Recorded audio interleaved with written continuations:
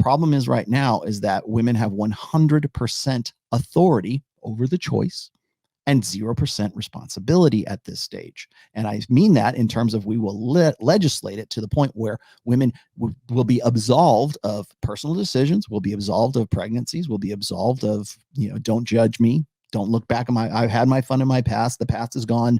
My sexual past doesn't make any difference, but it still does because you're a human male, and it does have, evolutionarily speaking, it better have a significance to you. But it doesn't matter if all we're going to do is say female choice is the number one thing. And I'm not saying that women shouldn't be able to choose who they want to get with. The problem he's getting into, or I see the imbalance in the dynamic that he's talking about, is prior to the sexual revolution, it was a compromise between men's mating strategy and women's mating strategy. Women's mating strategy today is, if people want to say this, they want to say, oh, women are the gatekeepers to sex and men are the gatekeepers to commitment. No, they're not. They're not. I answered this I answered Sydney about this on You Are Here. I wish that were the case. They're not. Women are the benchmark. They're the gatekeepers of commitment and the gatekeepers of sexuality today. You say, well, I'm not going to be committed to some girl if she doesn't want to, suck my cock or what. Like we can from a male perspective, a male logic, we can see it in those terms, but we can clearly see that if it is, in fact, the keystone is women's choice as to who they're going to get with, well, then how does that reflect when it comes to marriage rates, age of first marriage, age of first childbirth, the high incidence, 42% of women having children out of wedlock? Baldoni don't want to touch that, right? They don't want to touch that unflattering facts about any of that stuff. But what happens here is if we say, okay, well, women's choice should be that's the highest, the loftiest goal. That's the keystone from which, that's the prime directive, right? That's the keystone from which anything else, proceeds from. Okay, if that's the case, but if that is in fact the case, then women are also the gatekeepers of commitment. So you throw that idea out of your head right now. Women are as long as they're the unilateral controllers of hypergamy. And in doing so, by the way, I should have brought this up as well, is in proposing that female choice is the prime directive of, a gynocentric social order for sure. In doing so, what you're basically saying is that hypergamy and women's mating strategy is the preeminent strategy that should define society. That's what you're saying.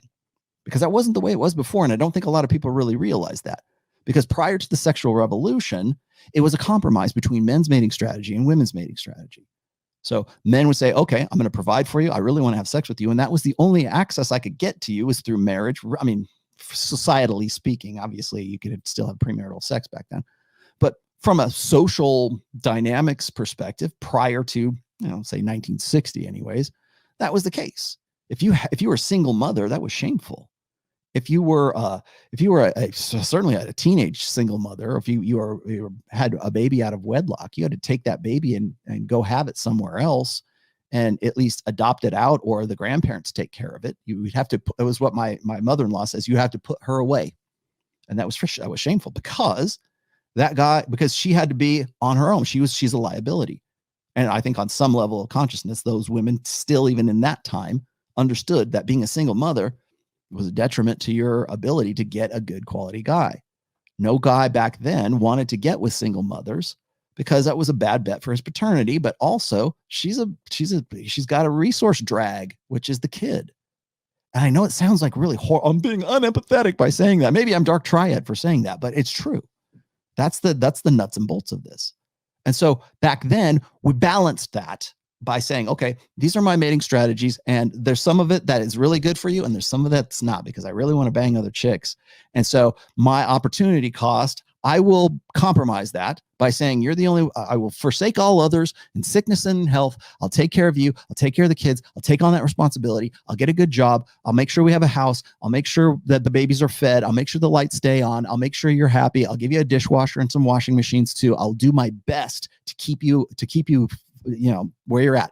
Here's the exchange. The compromise is this: I get sex, and any of the sex that we have and produce a child, that's better be my goddamn child. That's the deal.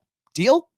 Okay. Well, for women, it's like, okay, I need a man to provide for me. I need all of that. I want that. I'm in love with you because I feel like I have some sort of empathy, have some form of emotional investment in you as well.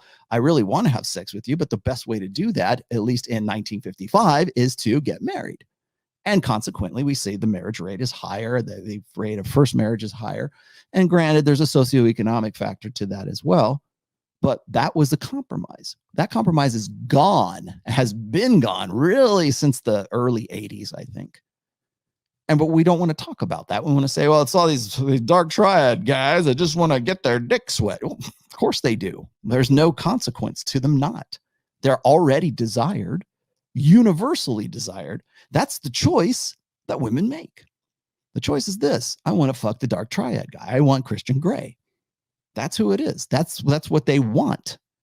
But we're going to ignore that because we're still living in an old order. And maybe it's because he's a boomer, but in an old order ideal that we think that men ought to live up to, while simultaneously we're going to say, well, it's all about women's choice because we can't think in any other way than hormonal birth control, then the sexual revolution, then the free love generation, then women, then followed after that is gynocentrism. We can't think, it literally cannot have a concept outside of that framework.